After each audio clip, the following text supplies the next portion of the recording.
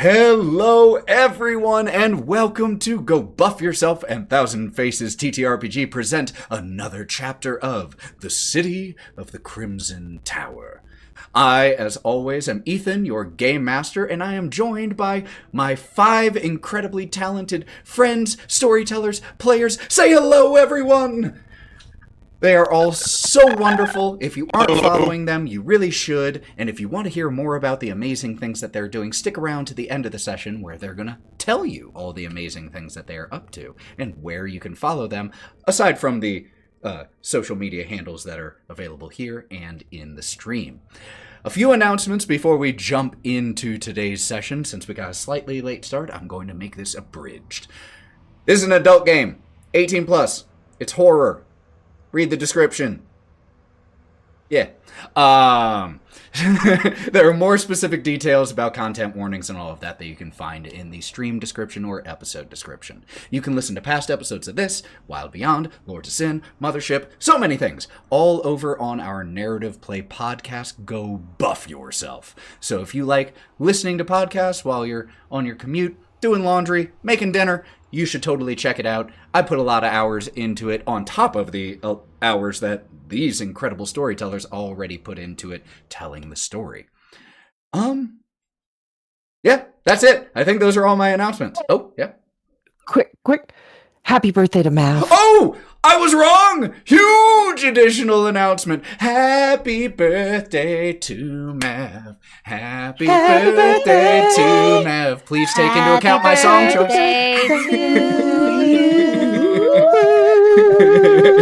We love you. And with that joyful exit to the introductions, let's run the intro so that we can bring the mood down a little bit as we get back into City of the Crimson Tower.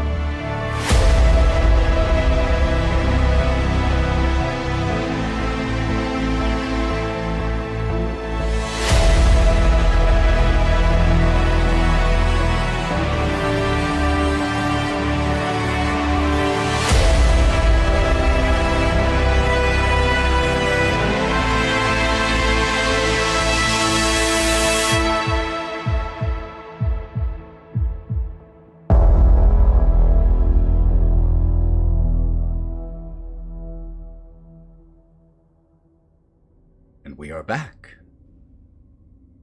When we were last with our 5 in Barraville, they were finishing the trek from the train station to the town of Vallaki Hills, a town that they initially set off to for 2 reasons.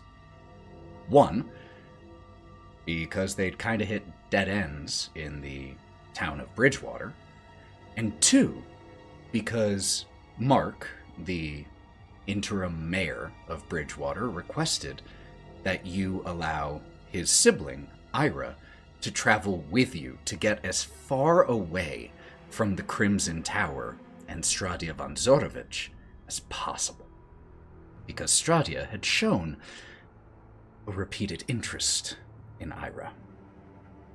And so, as you all were heading down the road that hugged the side of a black mountain, you made camp in the woods, but you were not alone in those woods. As gathering around the makeshift structure that you created, wolves, and worse, werewolves. You all, in the dark of night, fought off these terrifying creatures, sometimes with incredible success and with nary a scratch, like Gloria. Others with a little bit less success and a little bit more scratches. And the encounter ended by a small number of the surviving wolves leaving, werewolves included, with one of them, after having seemingly killed Karina by mauling her, though she still had some life left in her, gave her a final sniff, and then loped back off into the woods and missed outside of your line of sight. You all recovered briefly from that encounter, and Gloria, when we last left, had taken wing high into the sky to scout, and saw fog, mountain, and road, and then following that snaking road saw, in the distance but not too much farther away, the shape and lights of a town with a high wall around its exterior. And with Gloria dropping back down to the ground at a comfortable pace, not falling, returning to the ground, and you all still here in this space where your structure was smashed apart, blood still mixing with the mud beneath your feet. It's where we pick up. Is there anything you all would be wanting to do or say here in this space before heading on? Gloria. Hawthorne, I just wanted to let you know that you did a really good job on the structure, and it seemed like it was like, I kind of feel like we're being hunted by wolves just in general, but I don't think it was any flaws in your engineering. Well, then why are you bringing it up right now? Because it really feels like you're pointing it out. Like it's like it was a problem. Now I'm feeling insecure about this. I'm never gonna build you a structure again. No, oh my god, no! I want you to build more structure. I thought you did a good. Okay, you're being sincere. Okay. Please, I saw a town up ahead. Oh, you did. Oh, hey, you guys. Yeah. Ira. Yeah. I think I saw the town. The Lucky Hills? Wonderful. Did it look like we could make it there in tonight, or do we need to stay out here? No, I want off this fucking road, please. We gotta keep moving. I'm gonna say, I think we need to keep moving. Hawthorne, I meant you were like, oh, why are you bringing it up now? I think we're still being hunted by wolves. I'm bringing it up because I think that there are, like, they may have left, but even when I was looking, I see traces of more. I think we should keep going. Hawthorne's going to turn and look at Karina, who's probably still on the ground. Can you walk? Are you okay? What, you want me to carry? I can carry you. Oh, I could try to carry you too. I haven't even tried standing up yet. Let me try that first. And she's going to very slowly make her way to her feet. She'll take Hawthorne's hand and lean heavily on him because, if I'm correct, she still has a wound from last time. No, I healed it. Did you get both? I think you only got one. Oh, I don't remember. Let me check Foundry. I'll double check. I didn't load Foundry up yet. Do you have natural healing capabilities now? You do still have one wound, Karina. You have one wound? Yeah. I think I only healed one. Oh, I told you I need to sleep more or rest, and then I can do the second wound. Yes. So she's just going to lean heavily on Hawthorne's arm and let him lead her wherever they're going. Hawthorne, I've got you. Okay. Hawthorne, I have a really strange question for you. Oh, we love those. What do you smell like? You know, like everyone, you know, if someone's wearing a heavy leather coat that's wet, you know, maybe the most intense smell might be that of wet leather. If they're a pipe smoker, maybe the lingering smell of tobacco smoke or a cologne. What would be the most dominant aromas from you right now? Well, Hawthorne eviscerated something with his horns, so his aroma is the smell of dead flesh. At the moment, he's covered in blood from his head going down his shoulders. So he's a mixture of sweat because he's just a little stressed out, and the smell of dead wolf on him. But it's not too bad now. It's gonna get worse as time goes, for sure. Karina, so that's no denying it. As you take Hawthorne's arm, you simply smell that. You smell the sweat. You smell the meat of the wolf that still hasn't been fully wiped off from where Hawthorne pierced with his horns. You're simply acutely aware of those aromas coming from Hawthorne right next to you. Oh, that's gonna be weird. But as she kind of leans into him, her stomach growls just a little bit. Just a little bit. Me too, Karina. Oh, we gotta eat something. Did you say you needed healing? Why didn't you do anything? What? When they were coming in, and he kind of straightens himself a bit. You didn't do anything. I killed a fucking wolf. After. But are you okay?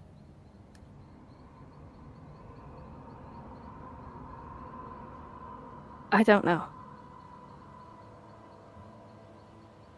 And I thought I was dead, and then I wasn't.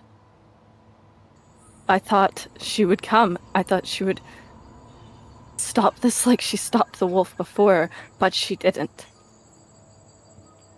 I don't know which way is up or down right now. I don't know, Brawk.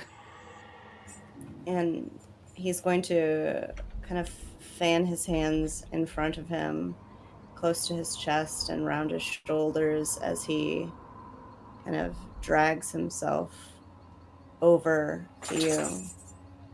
He doesn't look you in the eye. I get it. And you hear him fumbling in his jacket pocket with a couple vials, and he pulls one out. Here. And he shakes it, and it lights the slight faded yellow light and disappears as he pops the cork off and just looks you in the eye and pours it right on you. All right. As he pours that on her, she's going to grab his hand and just hold it there for a second as the healing goes off. Brawk, could you please roll me an alchemy check for your healing? Let's go.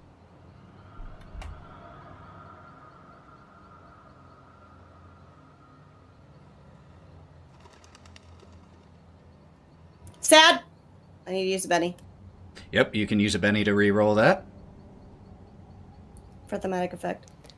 Didn't you say last game that we started all with one Benny? Is that what you said?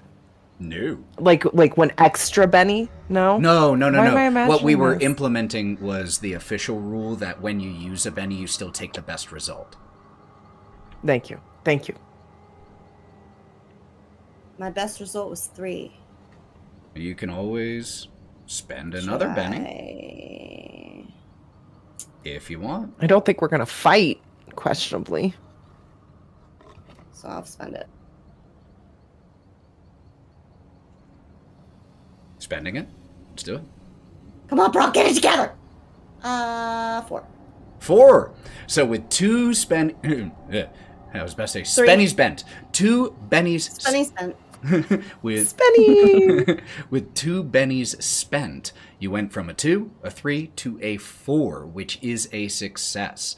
So the concoction that you whip up and pour onto Karina's wound, it takes a little bit for it to take effect. And Karina is holding your hand there as you do this. That should do it. And he just stares at you, eyes narrowed, mouth tight, jaw tight. We need you. He will release his hand and then just gently run her hands along the now probably rather prominent scar across her chest. Thank you, Brawk. Of course. And he's going to promptly spin away, hands still clutched to his chest.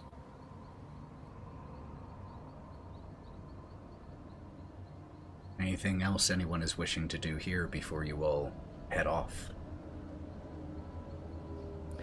I think Hawthorne is going to sort of start brushing himself off and going, well, now everyone is nice and healed. We're looking better. I don't know what lucky charm Ira's got, but nothing touched Ira one bit.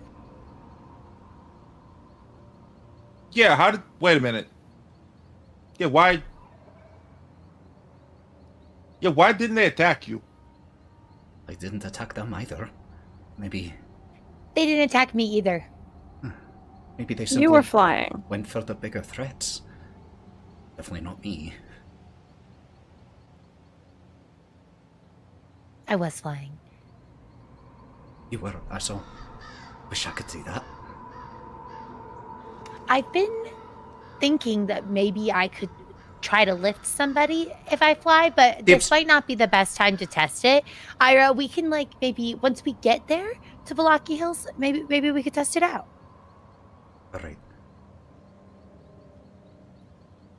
Well, thank you all once again for fighting those things. If I'd been on my own, that would have been the end of me. Yeah, not so sure about that.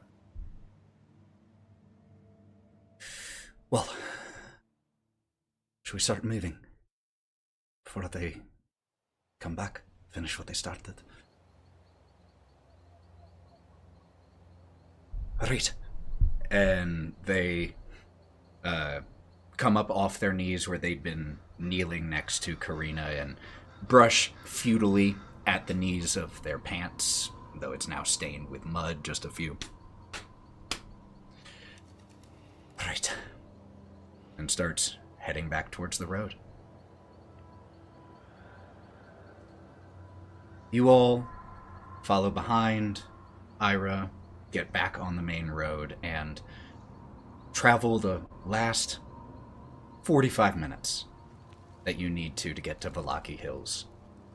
The final stretch of road is potholed.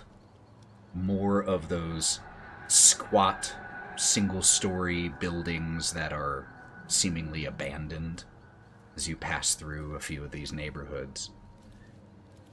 And then, before long, you find yourselves not far from a 20-foot-high brick wall.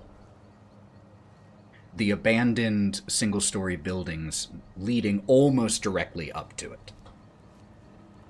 From behind the wall, you can see the tops of numerous buildings that peek out, some stretching high into the low-hanging clouds, along with faces of a few guards stationed on top of the wall. The fog itself presses against the brick wall like an ocean wave trying to climb a stone. And the street that you're walking on ends at a set of sturdy iron gates. There's a pair of shadowy figures standing behind those gates. And flanking the street outside are several long pieces of pig iron that have been planted into the ground with wolf heads impaled on top of them. What also catches your attention, though, is the fact that there are more than a dozen, closer to 24, ramshackle tents that are set up along the outside of the brick wall, Scores of people mill amongst them, ragged, emaciated, hollow gazes. Several gather around fires in metal barrels for warmth, or sit near makeshift pallets or on the stoops of nearby ruined buildings. And they all watch silently as you pass by, approaching the wall and the gate. The only warmth that you see here comes from those fires in the barrels, but you can see beyond the gates streetlights and street lamps in the city of, or in the town of Valaki Hills. Karina? Karina is going to tug on Ira's sleeve for a second there and look towards the people that are around some of the barrel fires, as I assume those are probably the ones that would be easiest to note features of. Do you know them? Swap one thing, really. Oop, not that one. Hold on. Find the right soundtrack. That'll do. That was too cheerful. Yeah, I was like, the music's telling a lot. I'm just waiting. Ira looks where you indicate. No.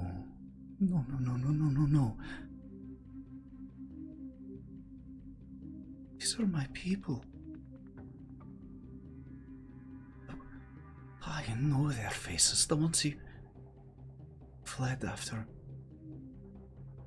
the assault on Bridgewater. Have they been out here this whole time?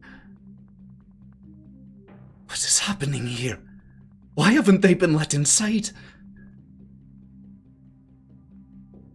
I suppose we could ask.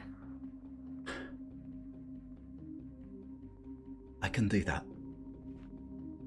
There's not much else I'm good for right now.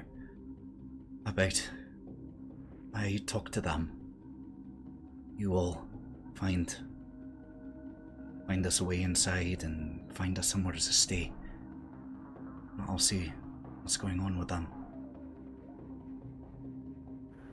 I don't think anybody should go off on their own, to be honest. I don't trust this place. Not yet, at least. Well, you can stay if you want to. I just don't know how excited they'll be to speak to people they don't know, but of course, I can't tell you not to. Ira, I wasn't thinking we'd ask them. Why don't we ask the guards? Oh. Alright. I'll follow your lead. Gloria? No, you're good. I was just going to say I'm fairly friendly if we needed more people to talk to them, but you're right. We could also talk to guards about I'll just, yeah.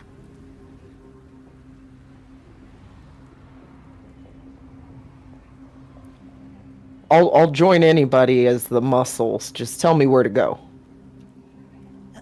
Maybe we start with the guards and then, like Karina suggested, and if that doesn't feel fruitful and we want to talk to them. Hawthorne starts walking straight towards the guards because he's impulsive. Oh my god. Damn it. Alright. Hawthorne, you... Karina is still on his elbow, so she's going right with him. As Karina and Hawthorne walk past me, I'm feeling a little bit shocked that I was able to heal Karina still.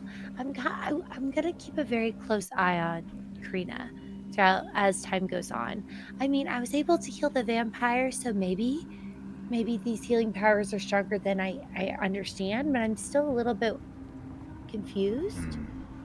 And so I want to try to just like observe you closely, Karina. You feel like I'm trying to be nonchalant though. Like, oh, I'm definitely also staring at Brawk and everyone else. It's not just you. Okay, yeah, anyway, just as you walk by. So Hawthorne leads the way towards the main gate to Valaki Hills. Would all of you be following behind? Okay.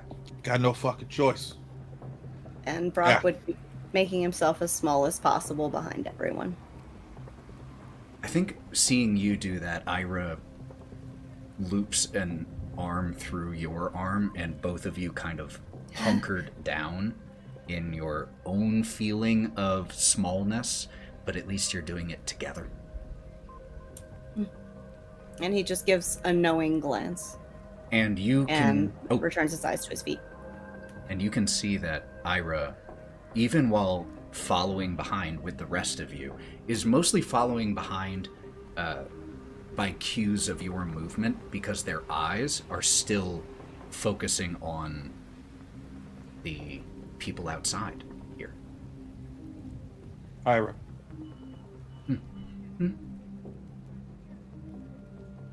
Do you want to go check on your people? I do. Look, Come on. I won't go far. Come on. Come. I'm going with you. All right, let's go.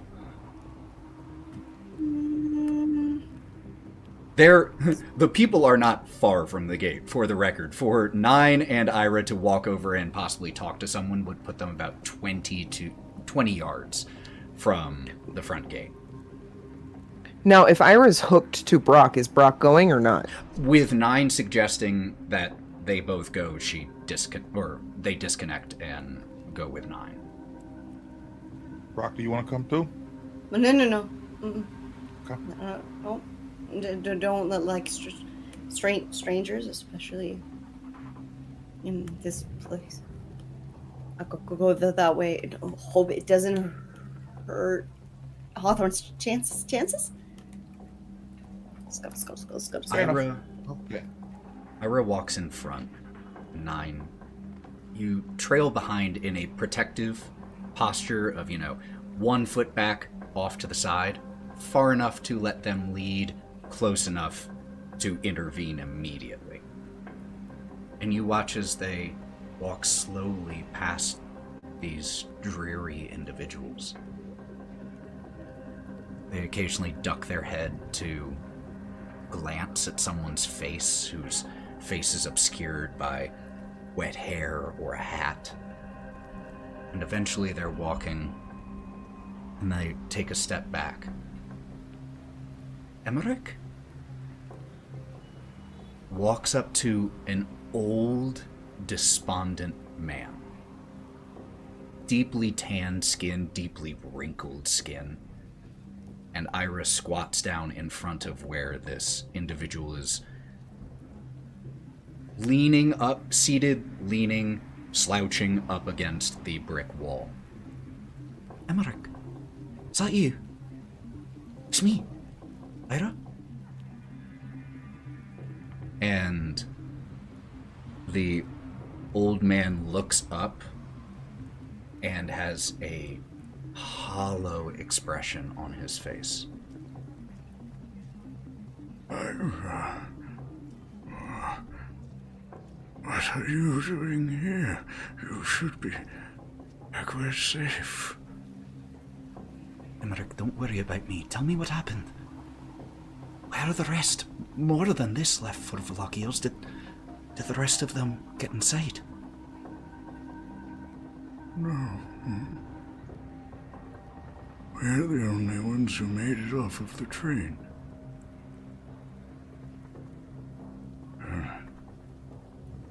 This is where they've kept us ever since we arrived. Why?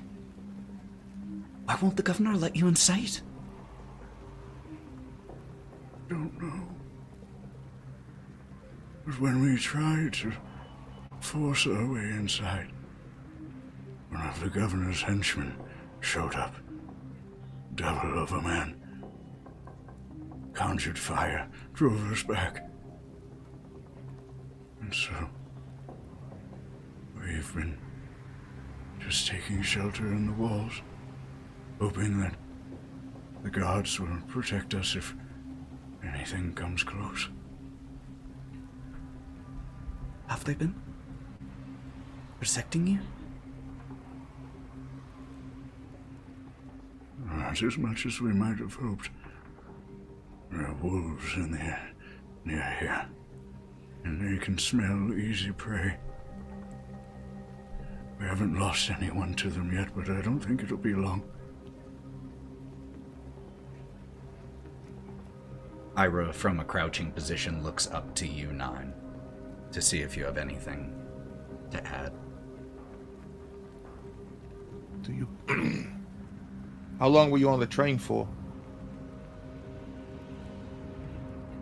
I don't know. To me, it felt like ages. Well, there were some who said that it was only an hour.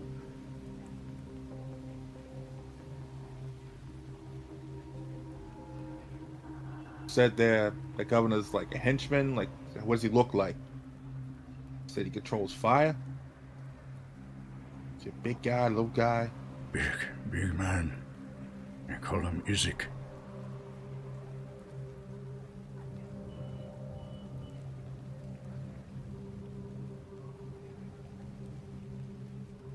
Alright, cool, got a name. I'll find a face sometime other time. But is there anything I could do to help you? Like, have y'all eaten at least? Not well. There are those among us who, while on the train, there was this man. He was selling these delicious looking donuts. Sugar doesn't respond well with my stomach these days, so I pass, but a number of the people here, it seems to help them sleep. Better you didn't eat them. They kind of, while they taste good going down, sometimes they got a bad aftertaste to them. As you're having this conversation, a younger woman, late 20s, filthy face with streaks from rain that are cleaner on her dirty face, looks up, sees Ira, pushes herself to her feet against the wall. You evil bitch! You're the reason for all of this! And spits at Ira's feet. Okay, first off, we're not going to do that. And we'll step in front of Ira. Not going to do that. All right? Ira's the reason for all of this. We wouldn't How have had come? to leave. We wouldn't have been hunted. If we would have just let the devil have what she wanted. Ira. I didn't... Of course you didn't. Why would you? And walks away. And after she turns to walk away, Ira extends a hand after her. Magda. I'm sorry.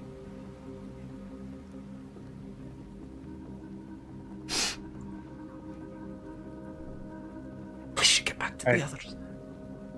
Hey. Don't let that get to you. You don't know what's going on just like we don't. Okay? It isn't your fault, Ira. Not your fault at all. No more than it is any of us. This is our lot here. What if I have anything to say about it? I can't promise you anything, Emmerich, but I promise I will try. That's all anyone can ever ask, Ira. You better get inside the city before the wolves come.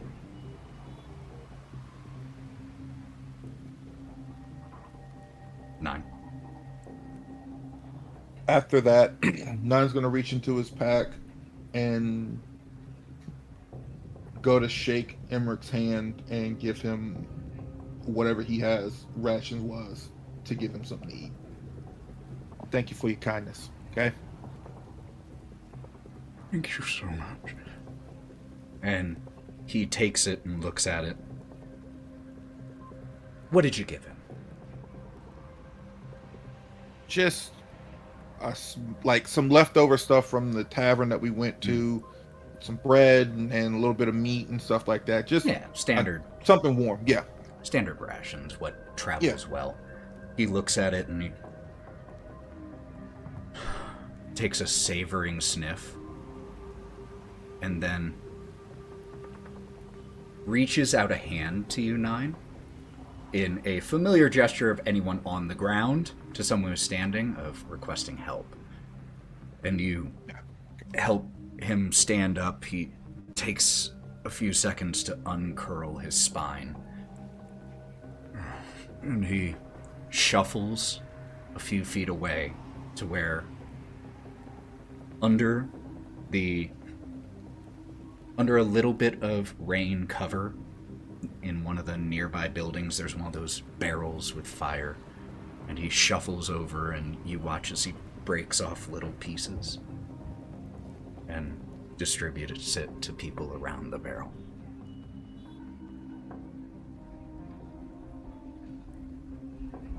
Okay. Wish I could do more, but that's all I can do. You ready, Ira? Ready. Yeah. Hey, she not worth the tears, okay? You're doing the best you can. And we, us and the others, will figure out why she's after you or whatever, okay? We made a promise. We'll get you somewhere safe. All right? All right. Thank you, Nyne. Yeah, no problem. Don't worry about it. That's what I do. While this has been happening, at the same time, we've had an exchange with the guards. So, Nyne leading the group of Gloria... Oh, I'm sorry. Hawthorne leading the group of Gloria, Karina, and Brawk to the heavy iron gates. And like I said, you see behind them there are 2 guards. 1 man, 1 woman. The man has a rifle slung over his back. The woman has at her hip a crossbow, and next to it a quiver of gleaming silver bolts. Each one of them also has a meat cleaver on their hip. And as you step up to the gate, the woman steps forward, removes the crossbow from the attachment on her belt, just shifting it to being held, but still limp at her side as she steps forward. All visitors to Valaki Hills must identify themselves. State your names and your business. Well, good evening, you lovely, lovely lady. How are you doing tonight? My name is Hawthorne. I am just a weary traveler who is actually wishing to have a meeting with the governor. We have a message from the mayor of Bridgewater that we wish to deliver right away. I need a check from you. Yeah, I know you would. Yeah. I was like, I'm going to try it. I'm going to try it, though. That's going to be persuasion. Persuasion. Because there is no... I don't think there is anything like specific for lying. So I believe in Savage Worlds it's just persuasion. Brawk going, oh my god. I got a 14. I got a high persuasion. I finally am able to use it. Yeah. All right. What about the rest of you? Names and business.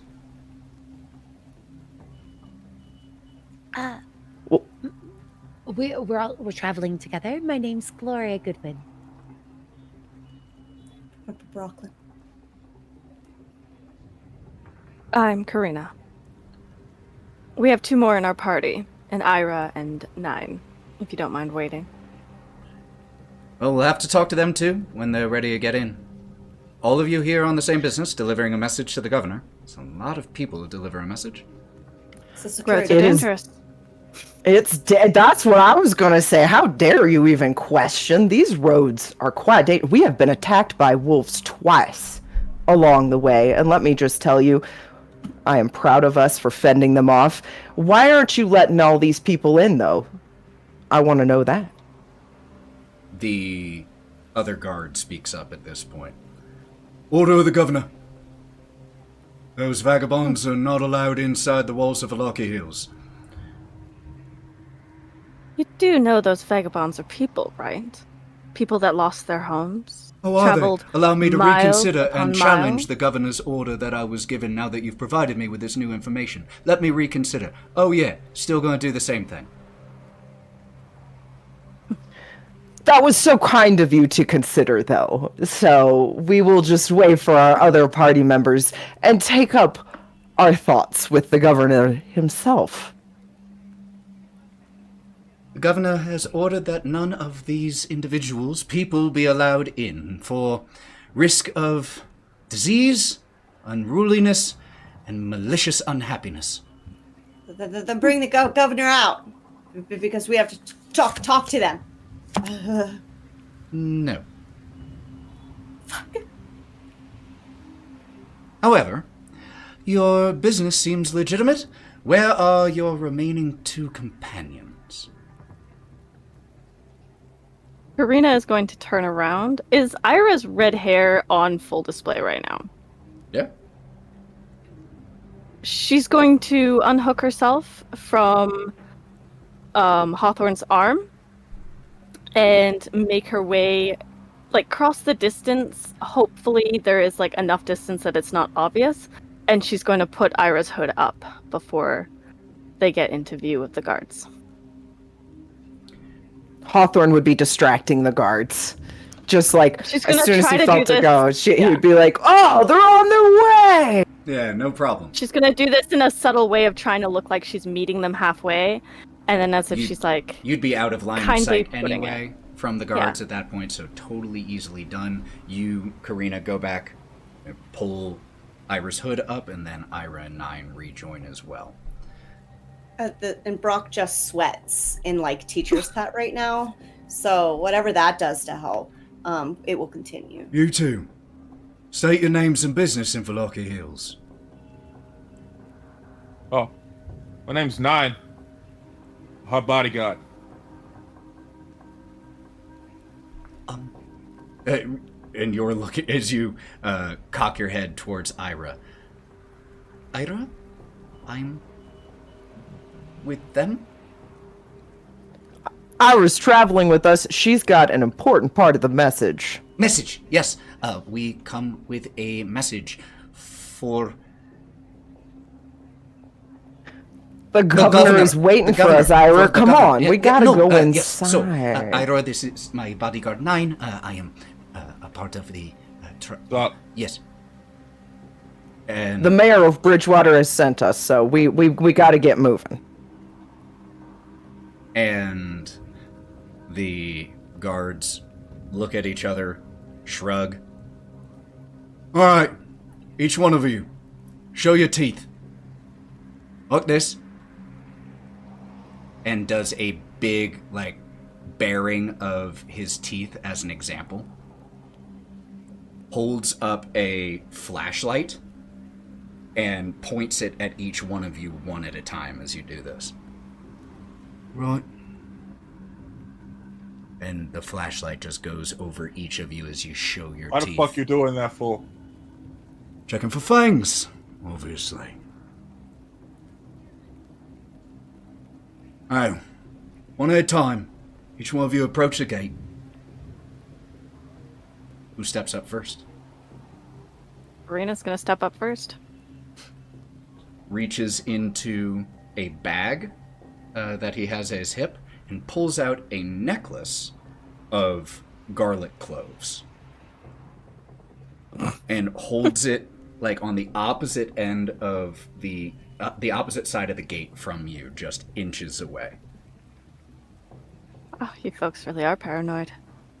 All right. Next. Holds it up. Hawthorne's gonna walk up next. One by one, you are exposed to this garlic. All right. Now, Nyne? Nyne would like to go last, and when they hold it up, he's just going to eat half of it and chew it. that's an effective way of showing you're not a werewolf. Fair. All right. Entry into Velocki Hills costs 1 gold for each of you.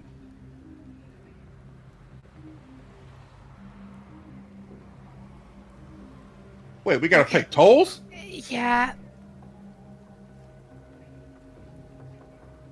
Okay, I have this in our notes. That should be fine. I have a gold piece right here, and Hawthorne's gonna pull one out of his pocket and hand it over. Just takes it from you.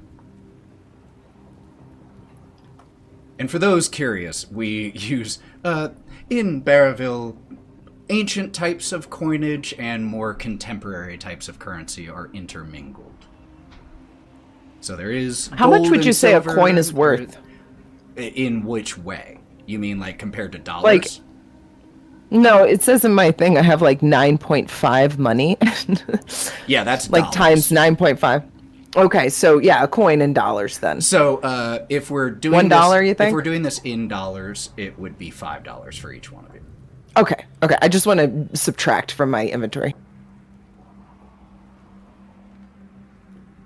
Quite a high toll. And he's gonna pull out his hand, and he almost offers it, but that's not it. And then hands the coin over. Maintaining a city like Velocki Hills doesn't come cheap. Your toll goes towards the maintenance of the city and its protection. Sure. Like those pikes out there? A little unrelated, but yeah, part of it. All right. And Karina will hand over gold as well. as the woman collects your tolls, additionally, any silver that is on your person will be collected and reimbursed in copper.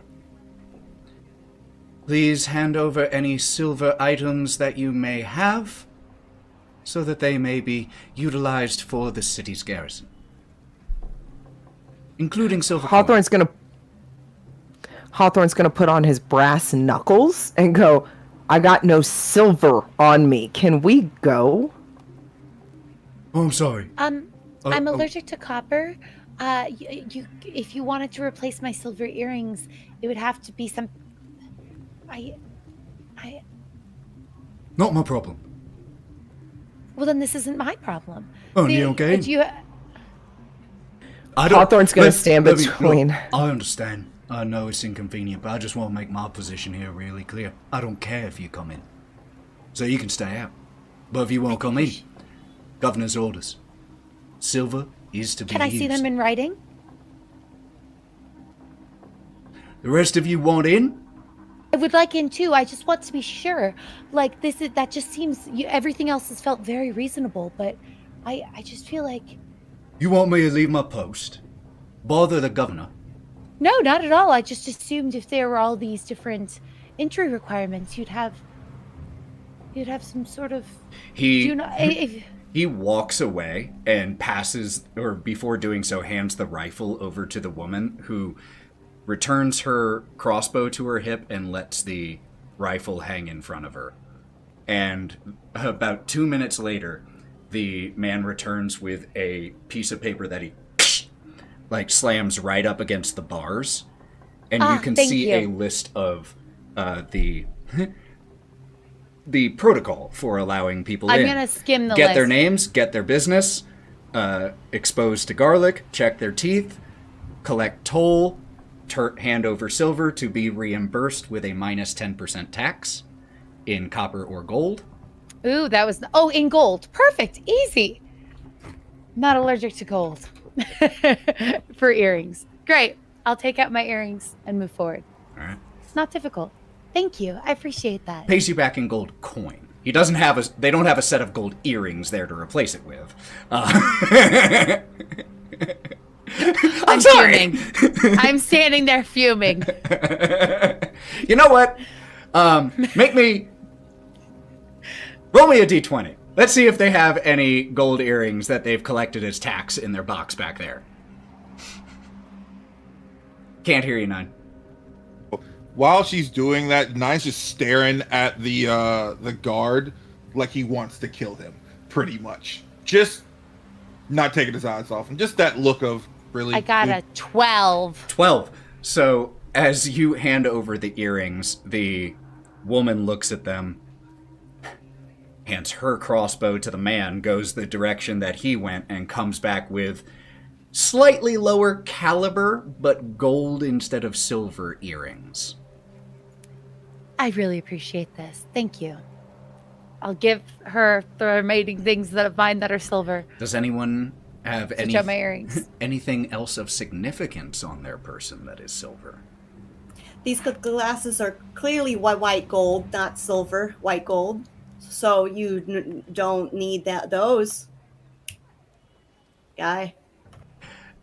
After all of the silver is collected, you all are reimbursed with, like I said, a 10% tax taken off of it. And after that last part is done, it takes a minute for the chains to be undone, for the bar to be lifted, but the heavy gates are opened for you, with the male guard stepping in the way before you all step in. One more thing.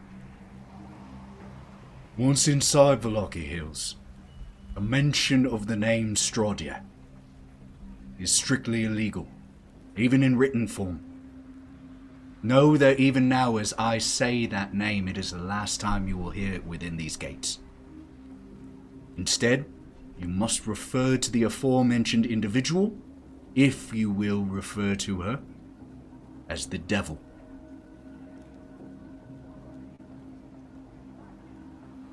Now, if you're needing places to stay before your meeting with the governor, I highly recommend the Blue Sky Inn.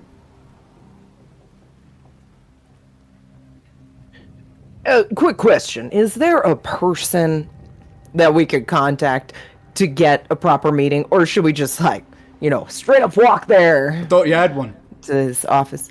We have a message. I mean, how are we supposed to make a meeting? I don't have a way to call him. Well, and he gives a very overly nonchalant stretch. I could possibly deliver a message to the governor, let him know that you're interested in setting up a meeting. It'd take time on my day, though. You're so kind. I think we've got it. Very well. Appreciate your time. Welcome to Wylde Hills, and remember, all will be well. Yeah, all will be well. And as you pass through the gates, you leave behind the potholed street and stride onto well-maintained, well-finished cobblestone. The gates behind you, clang, slam shut, the guards resuming their duties. From this interior position, looking back at the walls, you see numerous additional figures on top of the wall, like the rampart section, armed with crossbows and rifles. The buildings around you, as you start to walk into Wylde Hills, most of them rise high into the air. The top sections of the majority of them are broken and shattered as a strike of lightning illuminates their shells. There are old banners and flags and pieces of tattered fabric that flap and twist in the chill breeze. The banners are painted with faded words and illustrations, the specific details robbed by time.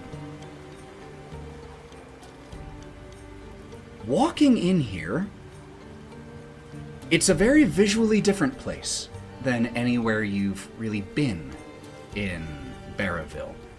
There are garish splashes of paint that adorn the lower portions of many of the buildings. Some sections faded, others freshly repainted. And in several sections, as you're walking down the street, you see the words, "All will be well." Flickering light lingers behind shuttered windows closer to ground level. Shadows move across them from inside. But as you push farther into the city, what catches your attention, aside from the bright colors all around here at the street level, is the people. There are so many of them. More than you've seen in any one place since arriving in Barraville. Even more than you saw with the Vista in Sir's Bar and Billiards. They smile and wave at each other. Loud peals of laughter coming from somewhere further down the streets. The colors and smiles on the faces of the people, it's dizzying, disorienting, dizzying. After your most recent experiences. I lagged there. I could see that.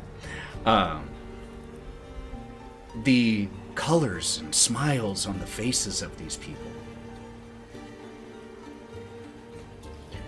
I'm just noticing the stream went out. Oh. Okay. But maybe it's going to pop back up. I was just watching it, and it seems like it's out.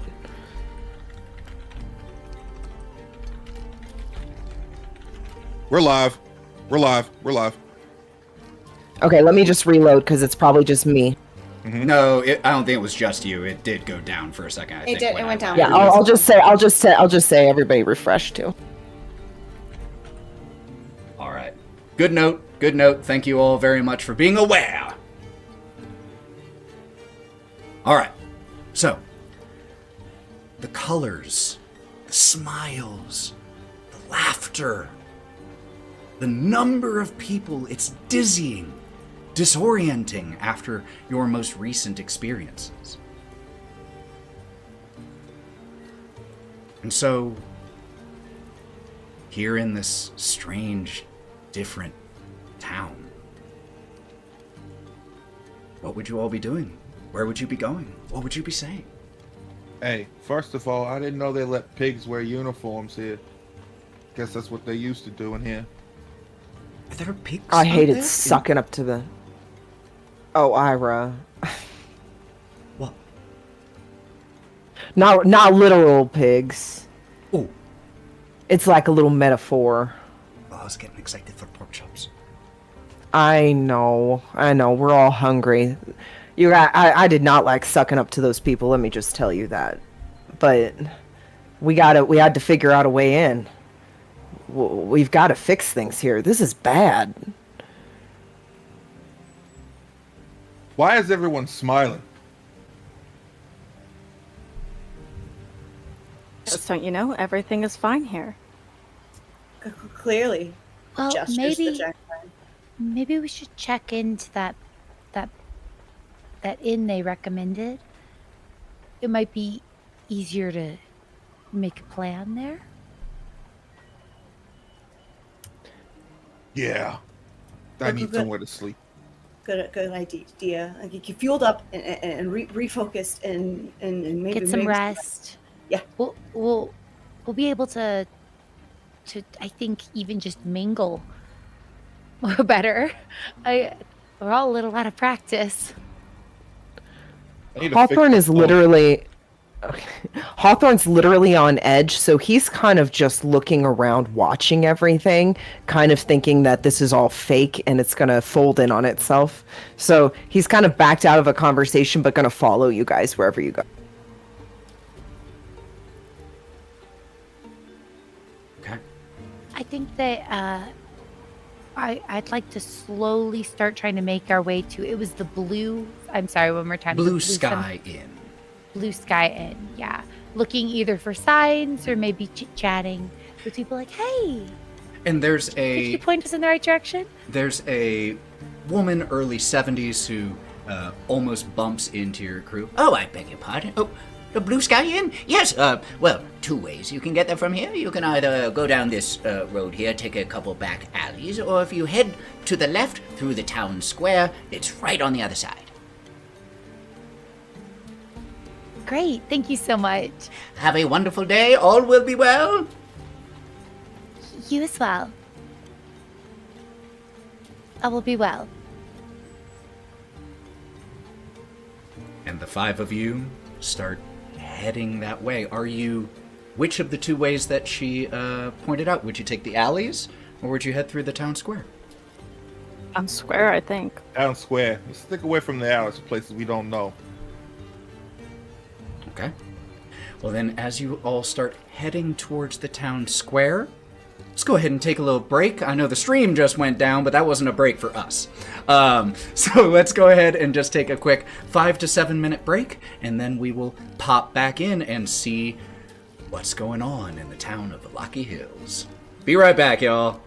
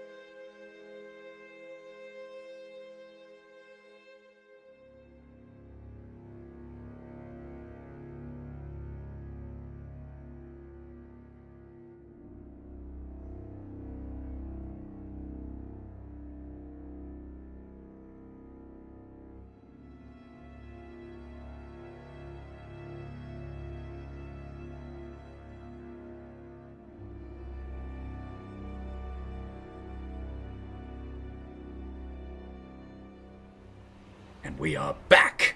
Let me go ahead and adjust the music back to where we were.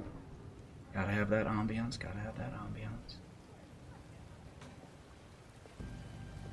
Alright. You all head from this entry street deeper into the town of Valaki Hills, following the directions that the woman gave you, and you find yourself entering what was clearly the town square. And the bright colors, both faded and recently refreshed, that trend continues in here, just all around. The shops and homes that enclose this town square are decorated with limp, tattered garlands that hang in the rain, painted wooden flower boxes on windows that are filled with tiny dead flowers. And even some of those flowers you can tell are dead, but a few of them look like even they've gotten the painted treatment.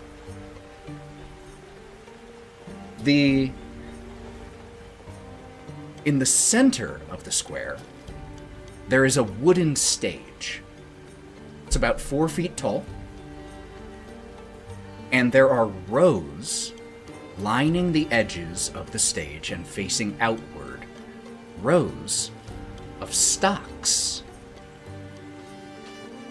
And locked in those stocks are several men, women, and children wearing crude papier-mâché donkey heads as they are locked in the stocks. There are residents in threadbare patchwork clothing that eye you all suspiciously as they mill about near the surrounding shops or stare towards the stocks themselves. There are several beautiful fountains that adorn the square as well. It's lovely in its own weird way. Hawthorne? Is there any noticeable guards or anything around the stock area? Yes. There are, here in the town square, at least half a dozen individuals that you see who wear similar attire to the guards that you encountered. Still have cleavers on their hips, a mix of handguns and hand crossbows and rifles here. Though several of them they're not on high alert right now. It's a pretty cherry gig being inside the walls. So they're leaning up against shop walls, house walls. One of them is sitting actually on the stage, just finishing eating lunch. Are the people or the children in the stocks, are they easily reachable if I walked up to try and lift off one of their masks? Oh, well, the stage is 4 feet tall, so their feet would be at 4 feet. So, potentially one of the pretty kids, tall, yeah. you might be able to remove one of the masks. Hawthorne's going to start walking over there, but he's going to also, because he's acutely aware, he's been on high alert now, he's going to keep an eye on the guards around him, and if they start to show an over-interest in him, he'll sort of slow his roll and sort of slowly start walking that way. Okay. Would anyone else be doing anything in this moment? Karina is just going to make her way to the inn. She's not stopping at the stocks. She barely even pays them mind. She's just heading straight for the inn. Okay. Hold on one sec. Oh, yeah. So you're heading... You just enter in the square and start heading right out. What about the other three of you? This is kind of horrifying. It's just not good here. Place feels weird. It's forced. But why does it feel worse than all the other horrors? Because it doesn't feel real. That's why. What do you think, Hawthorne? What are people doing? Are they like watching these? there aren't a lot of people actively watching them. There are a few who are definitely looking towards it. There are others who are going about their business here. What are their reaction, the people that see this? Passing by, for the most part. You watch one who walks by who spits towards the stage.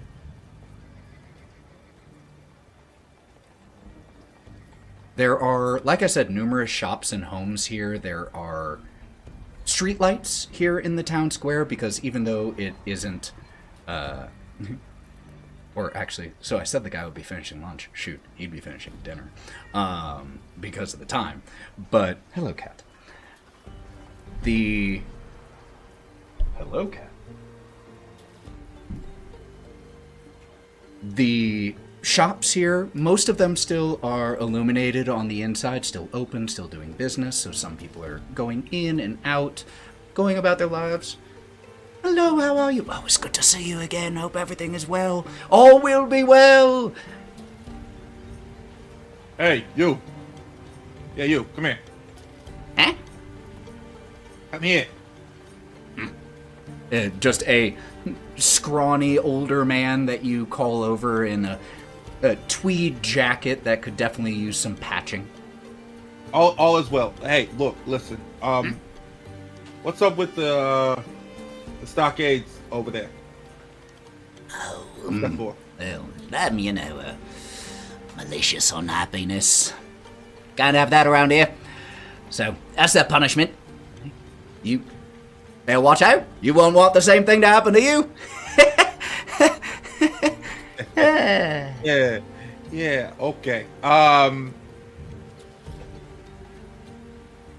right, thank you for your time. All is well. Thank you. As he heads off, and Gloria, you were looking around, so you notice there are numerous, like dozens of identical printed, plastered proclamations on shop windows, on on street lamps, and all of them read, "Come one, come all, to the greatest celebration of the year, the Wolf's Head Jamboree. Attendance is required. Attendance for adults and children is required. Pikes will be provided. All will be well. The Governor." Does it have a date? They look like they've been up for a little while, just based off of the age of them. But as you are looking at them, you actually notice there's another guard walking around to some of those proclamations, tearing them down, and then pulling out a hammer and nail and driving the nails in to hang up new proclamations to replace the old. Those new ones read, "Come one, come all, to the greatest celebration of the year, the Festival of the Blazing Sun. Attendance of adults and children required. Rain or shine, all will be well. The Governor." And this one doesn't have a date either. No.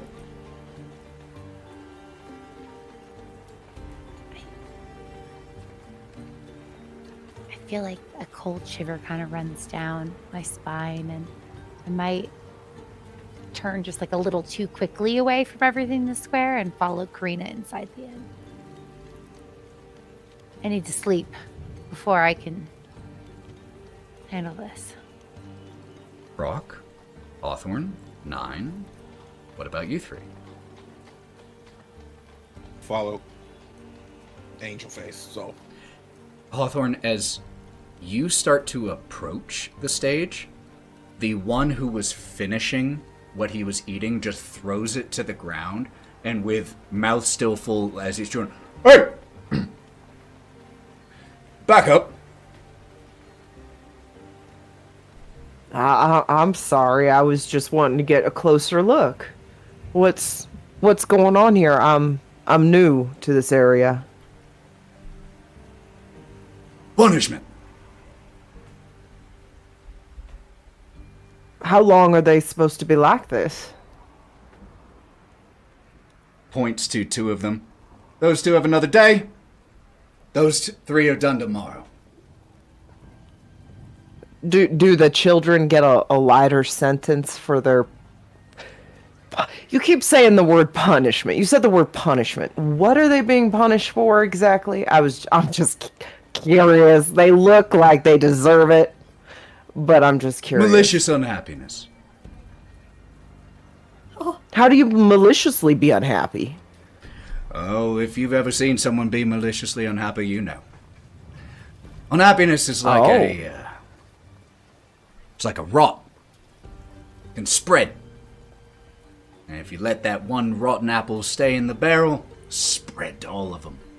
So, the governor, wise man that he is, instituted a law that malicious unhappiness would be punishable. First with time in the stocks, and should the individuals continue to not relent in their ways, excommunication. Does that mean you put them out there with the other people outside of the wall? Oh, are they still there? Yep, they go out with them then. Yeah.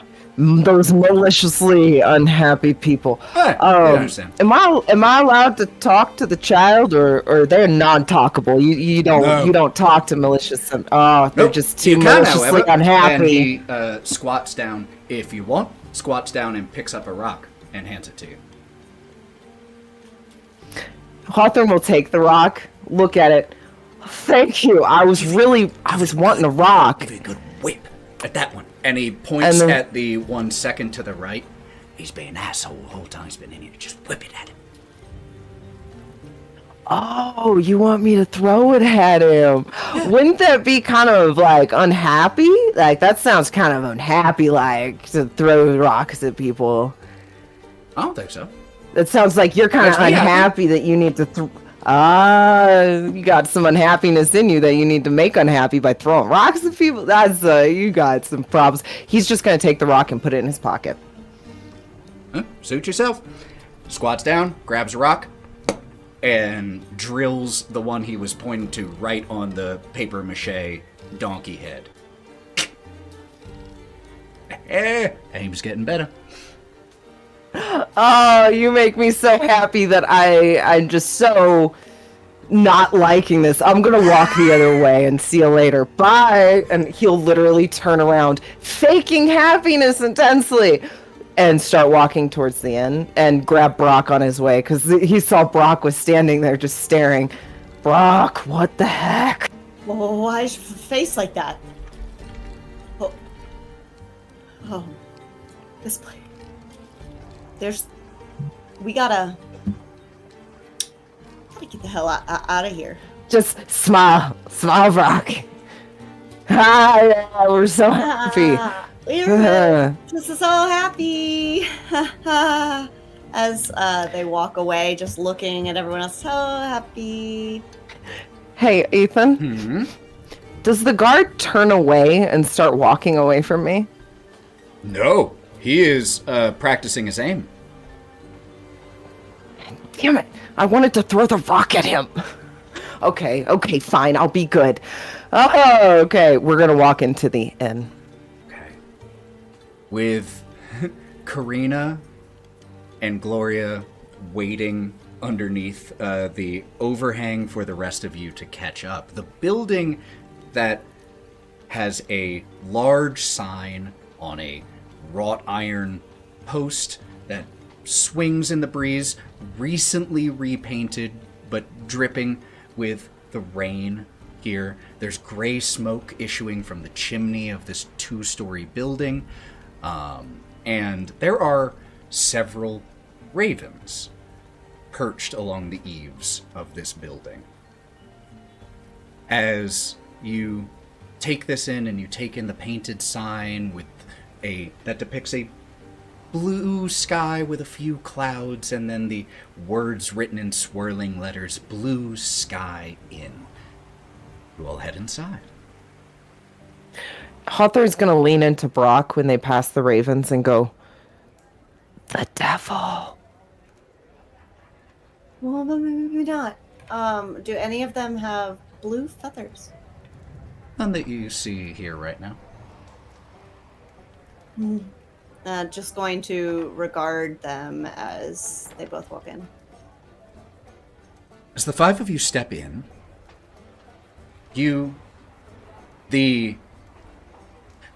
main common room of this inn is packed with tables and chairs, narrow paths meandering between them. There are damp coats that hang from pegs right by the entrance, a small collection of puddles forming underneath them. There's an umbrella holder where numerous rain-soaked umbrellas have been deposited and allowed to dry. A bar stretches along one of the walls underneath a balcony inside here that can be reached by a wooden staircase that hugs the northern wall. There's another balcony that overhangs an entrance to the east. And all the windows inside here are fitted with heavy, thick shutters and strong metal crossbars. Lamps and chandeliers hang above the bar and above the tables, resting on some of the tables, showering the room in dull orange light, casting shadows across the walls, most of which are adorned with wolf heads mounted on wooden plaques. There are nearly a dozen citizens of Vallaki Hills sitting scattered across various tables, nursing small glasses of gin, even a few glasses of wine, bowls of hearty stew. Along the staircase, a man dressed in a ill-tailored suit, oversized for him, wearing a wide-brimmed feathered hat and a kaleidoscopic pocket square, gestures wildly at the head of one of the long tables, holding the rapt attention of several patrons who are sitting there. You hear a wave of laughter ripple through the group, following by a smattering of light, polite applause. And as the five of you look around and take this place in, a woman in a blue blouse and an apron is attending to tables, waiting tables, and as she sees you, she approaches.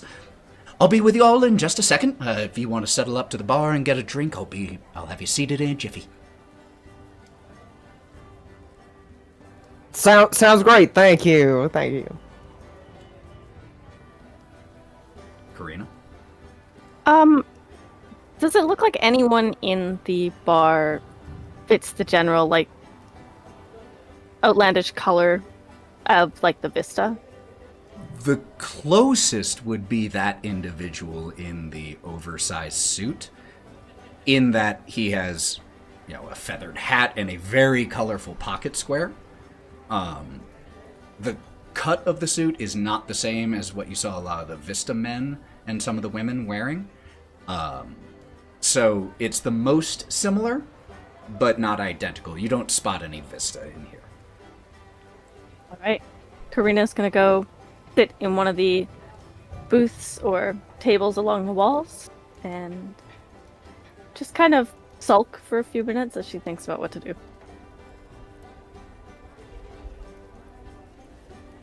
Nyne? Now, knowing that we all walked in together and, everyone was having and just looking at all of us in various forms of disarray, to remind people who are watching, Nyne has been sewed up, has bandages over his right jaw, cuts all over his arm that have been bandaged up, and his abdomen has been also sewn up and bandaged up.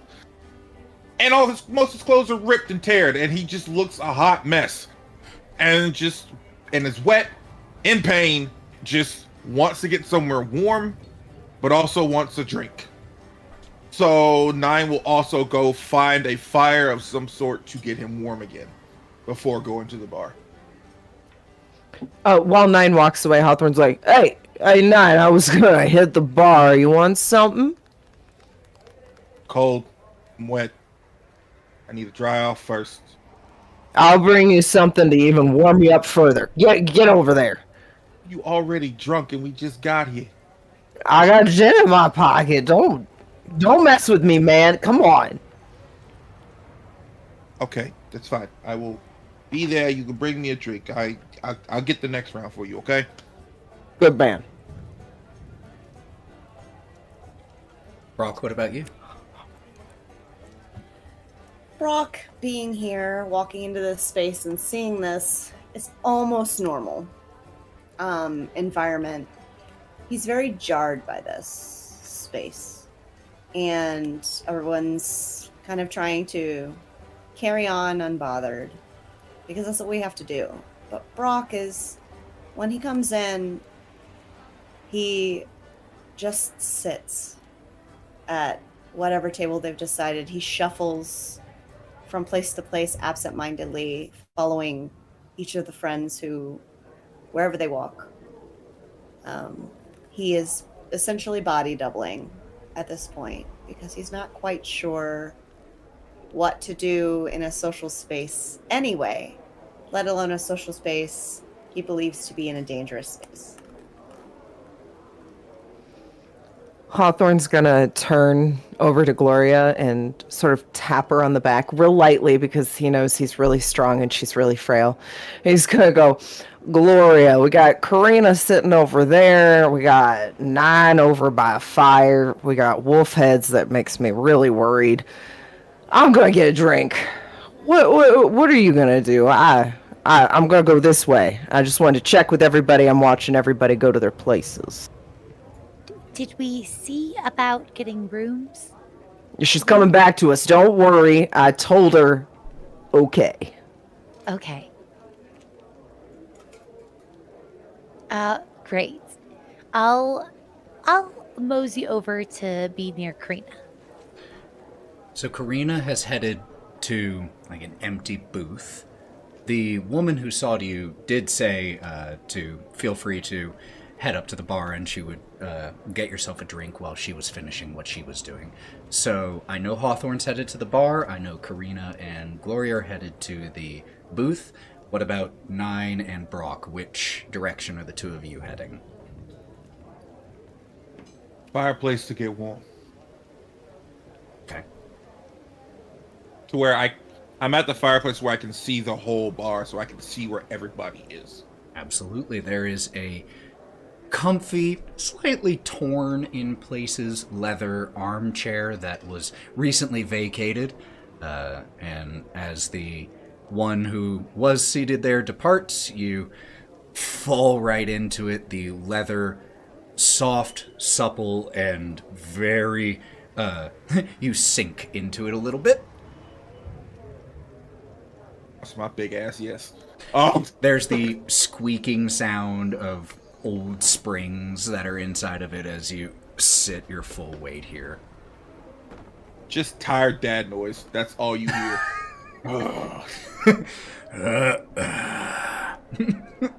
Dad noises.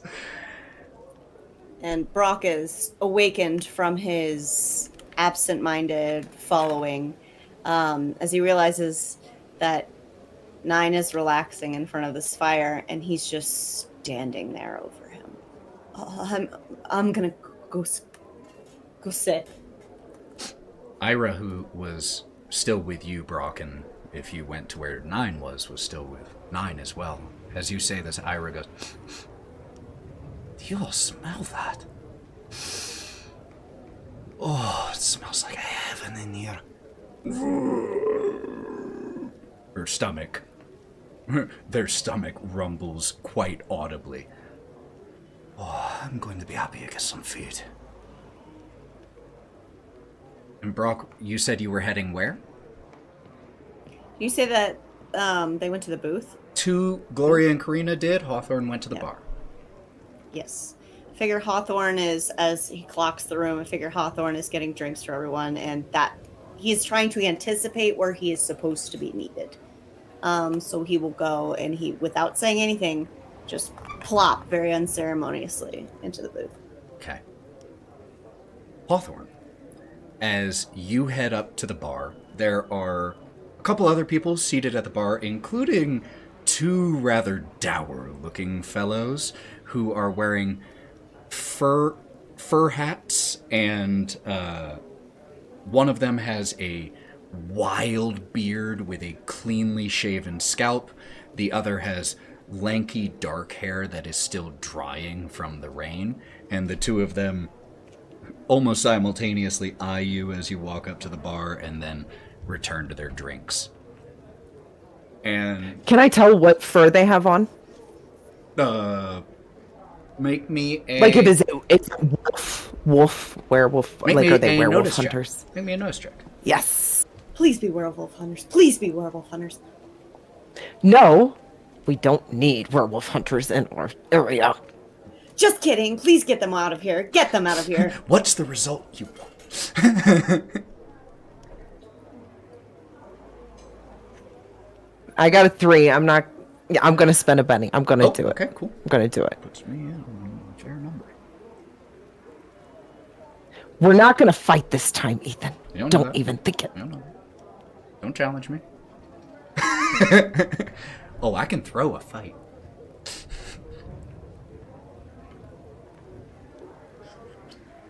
Hey! Triple explosion. 15. It was worth it. I noticed everything. They're going to have some crumbs in their beard for breakfast. I'm going to notice it. The one with the beard absolutely does have some crumbs in his beard from breakfast. And that fur is 100% wolf. Absolutely wolf fur. And as you're looking at them, the swinging door behind the bar that you see as it opens leads to the kitchen is pushed open by a man walking backwards, at least using his back to open the door, and then he turns, and you see a bear of a man. 6'6", beard that goes down to the top of his prodigious belly, and he is carrying a large tray that is... He's carrying a large tray with freshly baked bread and numerous plates of seared, juicy steaks.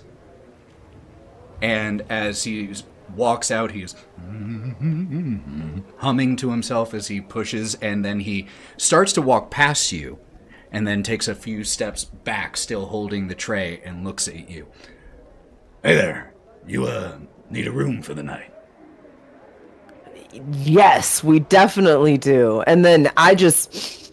Oh, what is that great scent you got going there? Is that steaks you got? Wolf steaks. Best you'll get around here, and I cook 'em good. I bet you do. But yeah, we're definitely going to need a room, and we're going to need some drinks. What kind of drinks you guys got? I'm sorry, you got your hands full. Can I help you with that? At about that moment, the woman in the blue blouse who greeted you earlier appears at your side. Oh, I'm so sorry for the delay. Erwin, you trying to give away free rooms again? No, Danny, of course not. I would never. He would never. Nah, he wasn't. He would never. He did it this morning. If it weren't for me, this whole place would be run into the ground with your generosity, as she pokes him in his belly while she's saying that. It is true, but after all, why did I marry you, my love, if not to keep me level-headed? Well, fair point, fair point. All right, I will acknowledge, Erwin, that was a rare moment of good common sense. Now, table for you and your friends. Where do they make... Oh, they've already gotten themselves settled. Oh, but that table is filthy. Here, come with me. And she hauls you behind, and as she approaches the table where Karina and Gloria and Brawk are, she pulls out a rag. Why are you sitting at dirty tables, making me look bad? Now, and after getting you settled as well, 2, 3, 4, 5... Clock's 9 by the fire. 6. Well, just so you know, we do have rooms available. If you were needing a place to stay, we provide rooms for $2 a day. We also include dinner with that. The Irwin's Wonderful Steaks are extra. We also do have gin for drinking, and I'm happy to say we have a fine selection of wine as well, if I could interest any of you in a glass. Now, I know that was a lot, but does anyone know if there's anything they want to drink before I head off, and I'll check on you again later? I would love a glass of wine, if you don't mind. Glass of wine, all right. We have our standard house wine is the Grape Mash number 3, but we do, if you're a bit of a connoisseur, we also have the Red Dragon Crush.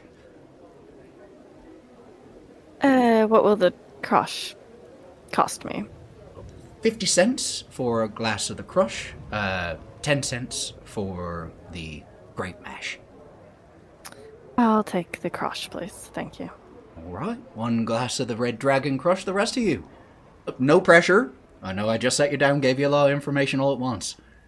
Do you have any pop? Fizzy drink? I might have a barrel of beer still around. It might be a little skunked, but I'll have Irwin check it first. No. I don't drink skunks. You can. I'm good. Well, water? I could get you wine and shake it up first. Well, water's great. All right, water, can do. Hawthorne's gonna first. You know, thank you so much. I think we are going to be looking to get. How many rooms do you have available? We'd like at least 1. Maybe. How large are they? Each room could accommodate. The beds could easily accommodate 2. If you're cozy with each other, maybe a few more. We have 4 rooms currently available. Only one's taken the one that they gave away. I think 1 room. I think we should do 1 room. Oh, okay. Looks around at the size of your group and 2. just like makes some silent judgmental analysis to herself. I'm gonna say 2. Can we? I think we should get 2. Yeah. I'm gonna say 2. We'd love 2 of your rooms, and dinner would be lovely.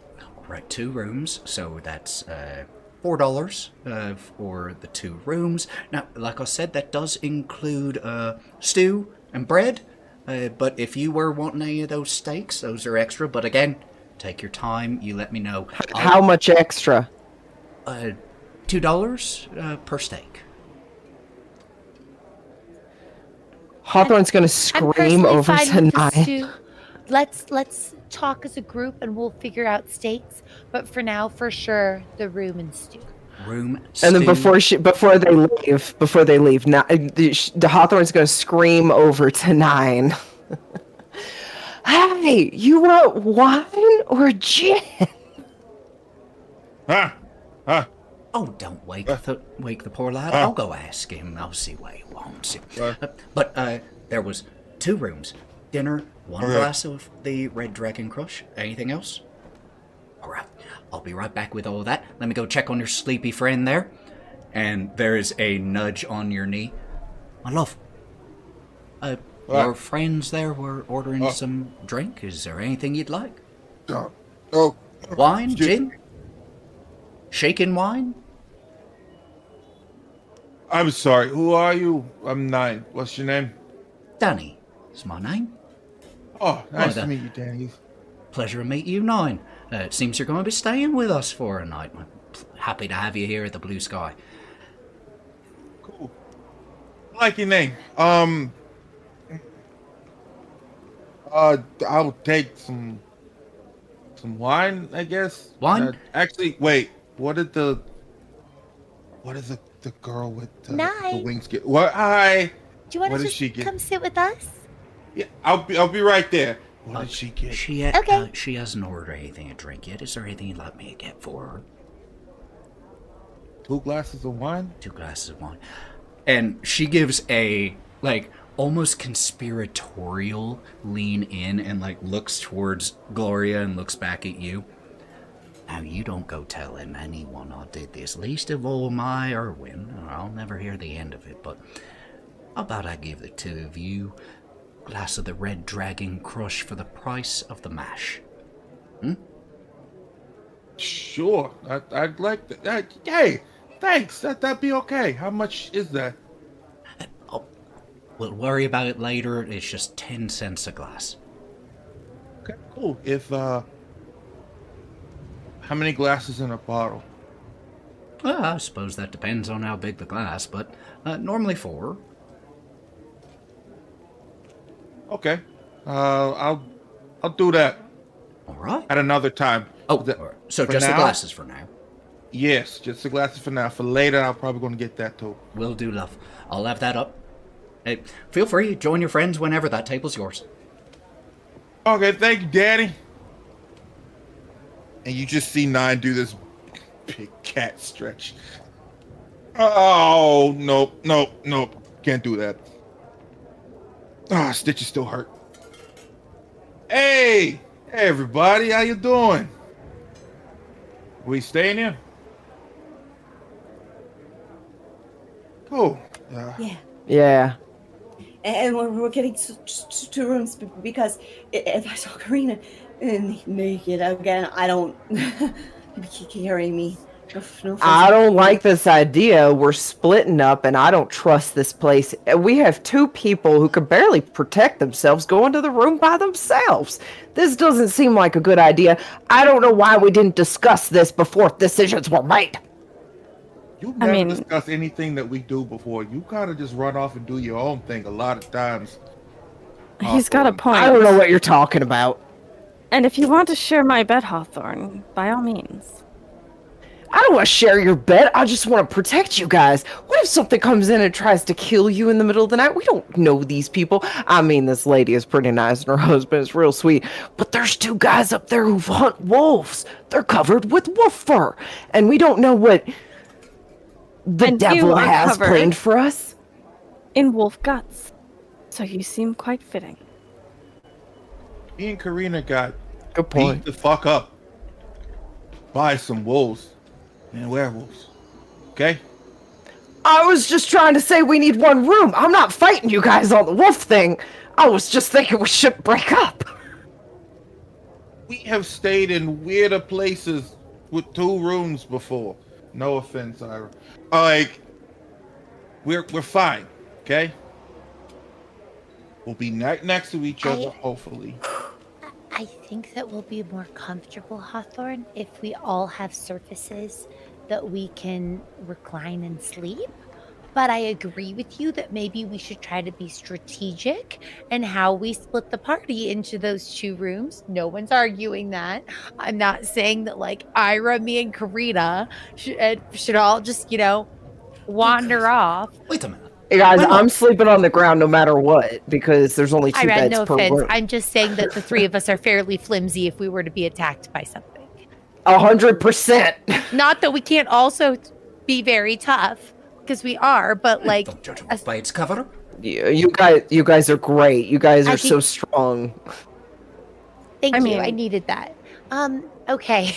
We need to be strategic in how we split up the rooms, is what I'm saying. Anyway, Nyne, I'm glad you joined us. I'll scooch over so I'm kind of sitting near you. Oh, all right, no problem. I just need to get a little cat nap. Yeah, I think we tired. all need. We could all really use some sleep. Once we eat some food, I think getting some rest. Coming up with a plan. I got busted some stitches. Hawthorne's gonna lean over to Nyne. And man, they have steaks if you wanted a steak.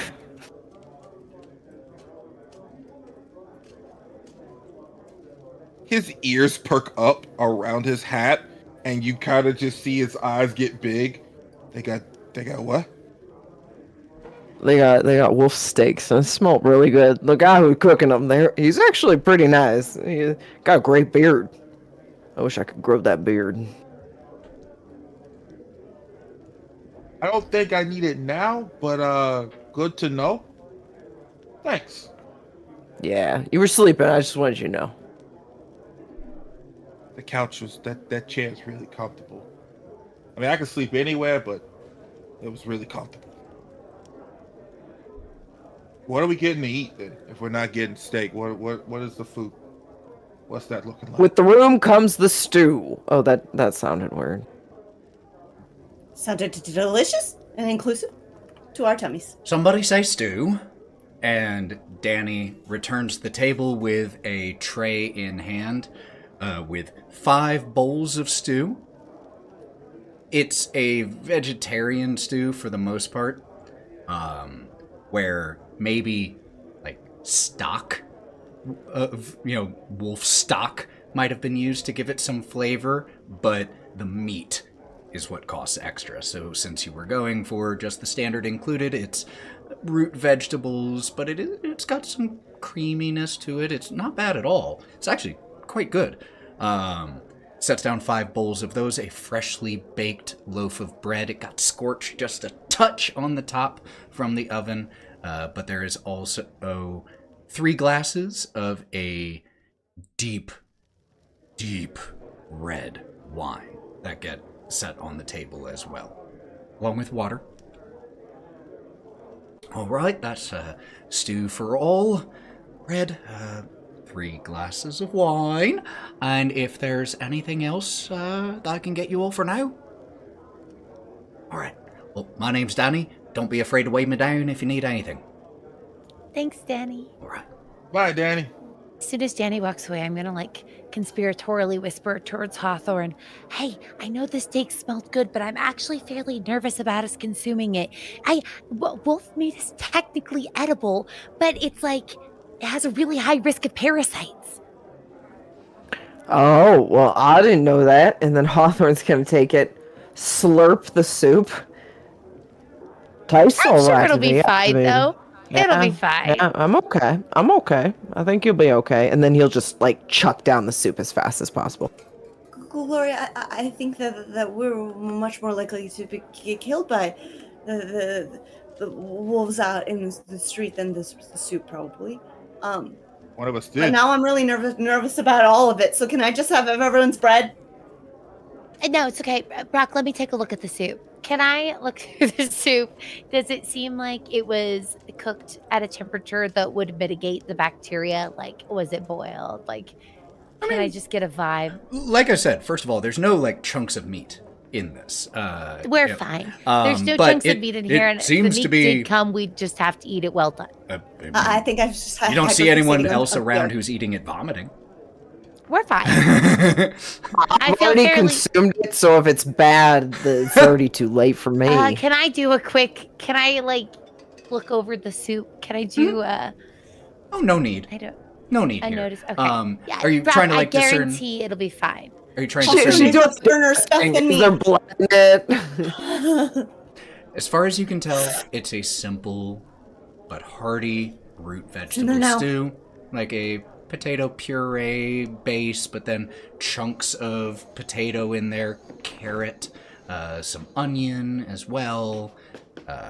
So it's nothing to write home about, but it's warm, fills up the belly, and it radiates from your stomach outward as you feel the heat of it and the comfort as it sits in your stomach like a comforting stone. It's worth it. If we die, at least we die together. Looks directly at Hawthorne. Join me. I was joking, Gloria. Oh, okay. Nyne is eating slower than normal, by the way. Just to throw that out there. Oh, by the way, Nyne, did you order one of the wines? Oh, yeah. Karina, here, you got one. One of them's for you, and one's for me. For me? Yeah. You didn't have anything to drink, so I got you something. Thank you. I'll sip at the wine. Hey, you're welcome. So, Hawthorne's gonna lean over. Where's mine, man?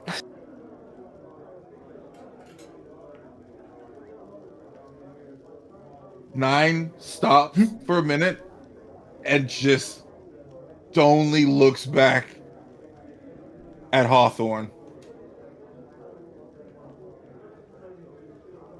You went to the bar before me. You said you were going to get your own drink. Holler's gonna open up his jacket, just take some gin, and put it back in his jacket. There we go. And complete demeanor changes back to to Gloria. So do you like it? So you notice that this is actually, I think, the first time this campaign Gloria has ever had anything alcoholic to drink. And that's because I'm such a lightweight. My bones are less dense than most humanoids. I'm literally avian.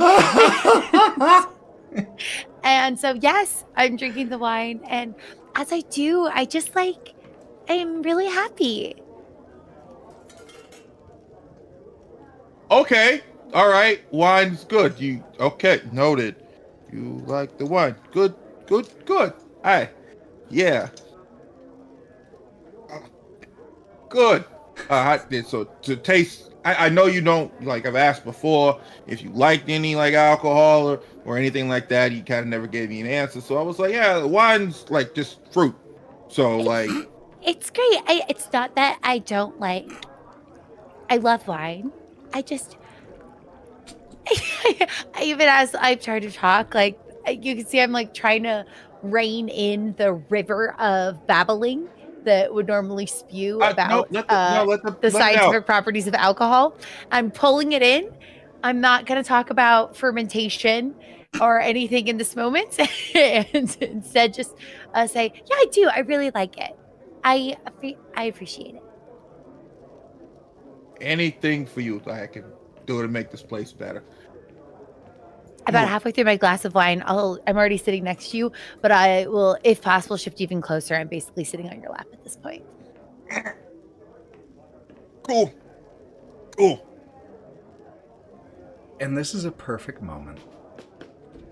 The camera pans around, and we get to see each of you one more time. As you all are seated in here in this warm, physically and figuratively, room with warm food in a new place, what expression do we see on each of your faces? Let's start with Nyne. Oh, there's a mixture of blushing, happiness, but also pain because she popped the stitch. I would have done that, hopefully. No, doesn't matter. I had already popped one when I stretched. It's okay. It's worth it. I am happy. It's worth it. It's worth it, man. And it's just happiness in his face that everyone is safe. Gloria is safe. We found somewhere warm for the night, and is just happy to be within her glow. So there you go. Gloria. I'm just giddy. A little bit of a blush on the face, a little rosy hue from the alcohol. Glow. I'm smiling. I've had about half my glass of wine, and it's a rare moment where the mask kind of slips. I look really happy. Ira has polished off a good 3/4 of her bowl of stew and just lets out a excuse me, and just lets out a big sigh. Their shoulders slumping a little bit, just allowing some weight to come off of them for a second here in this safe feeling space.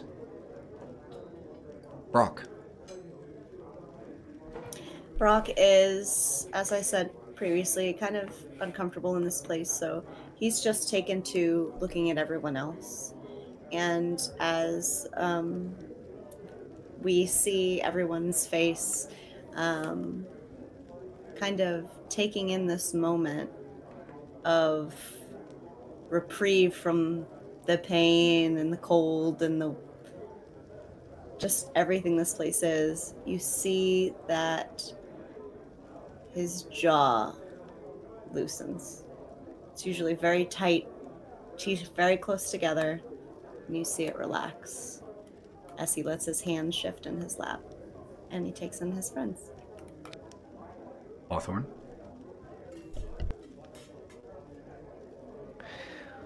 Hawthorne's starting to relax in his chair, and as he looks around, he's seeing Dani and her husband sort of like having a little fun romantic tiff. And he relaxes a bit more, and he looks around at everyone just sort of being happy and excited. But then as he sits there relaxing, he does remember about the people in stockades sitting outside, the children being humiliated for not being enough. And he sort of clenches just a little and starts to eye people a tad differently, being on edge a tad. But at least he's full, and he takes a sip of his gin. And Karina?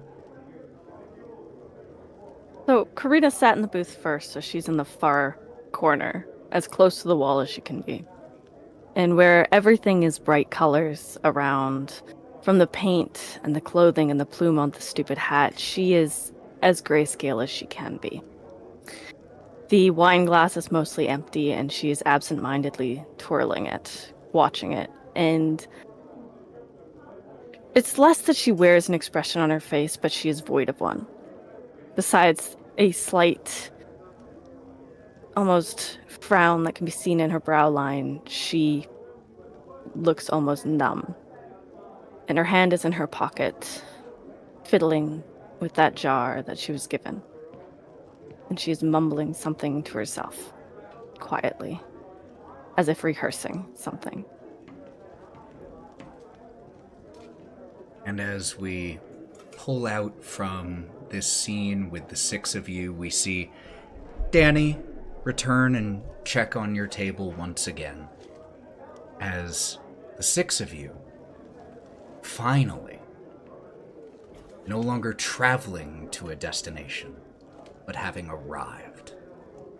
A moment of peace and supposed normalcy and comfort and warmth. And in a very unusual thing for this game, we're not going to end on a cliffhanger. We leave our six in this pleasant moment. And we will return to them here in the Blue Sky Inn next time. Thank you all so much for being here with us for this stream. Thank you for accommodating the stream going down for a second, starting a little bit late. You all are amazing. We appreciate you so much. First of all, before you go anywhere, please don't, because we are going to raid, and every person who raids in makes that other person feel good. So even if you're planning on being done for the evening, stick around until the raid. It's worth it. And I also want to give these incredible people an opportunity to let you know where you can find more of them. So, birthday boy, Mav, where can we find your incredible self? Hey everyone, it's your rare black guy on the internet here, and it's your favorite birthday boy on the internet. Yes, it is. As well. You can find me at DigitalClubhouseTV here on Twitch, and it would be great for a birthday gift if you would give me a follow. That would be awesome, because I'm a variety streamer here on Twitch where I play a lot of cool video games. Like tomorrow, for example, I'm going to be playing more of Life is Strange, the remastered edition, in my first playthrough, and I'm in chapter 4, and we're starting chapter 4 tomorrow night, and we're gonna try and finish the game. But and I'm playing this really cool game on Saturdays called The Drifter, and then on Sundays it's me and the homies where we play a bunch of cool games together. So thanks. And you can also find me here at Thousand Face TTRPG, where I'm in the games, all of them. It's true. Boo, boo, boo. Sally. Hey, you guys. Sally here. You guys can find me on Instagram, on TikTok, on Twitch. We do a lot of streaming here. We do a lot of art. It's a ridiculous amount of art we do. Animation, drawing. It's a lot of art. Body painting, yeah. But thank you so much, Ethan, for having us. It was so fun, as always. SallyQuinnCreations. Hello. Thanks so much for having us and hanging out tonight. If you'll be in Atlanta for MagicCon Atlanta, I'm the main stage host all weekend, so come say hi. Matty.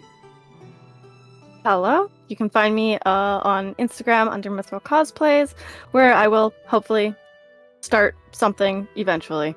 Otherwise, I'm also here playing Lord of Sins occasionally and playing this game with these lovely, lovely people. And Lauren.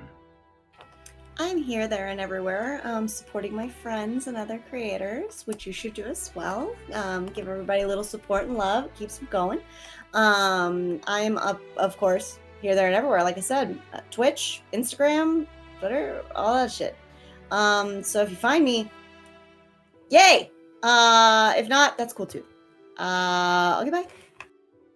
My name is Ethan. You can find me Thousand Faces Cosplay or the Buff DM pretty much anywhere. You can also find me as the Forever GM here on Go Buff Yourself. And as was mentioned by Matty, Lords of Sin is our newest project. If you think City of the Crimson Tower is just too lighthearted, if you think it has too many bright spots, if you think there's too much hope in Barraville, I highly recommend you check out Lords of Sin because that's the cure to everything that ails you. In session 6, they fight Zariel. That's the first boss. So if that gives you any idea, it's a level 16 to start campaign. They're already level 17. They will be over level 20 by the time the campaign is done. So if you, using epic boons to go over level 20. So if you want to see a high level campaign, please check that out. Until we see you next time, friends, we're going to start a raid, so please go ahead and join in on that. And until we see you next time, it's a tough time out there for a lot of reasons, personal and global. So remember to be good to yourselves. You genuinely deserve it. Remember to be good to each other. We are all humans, and we all deserve to have good. So please be good to each other.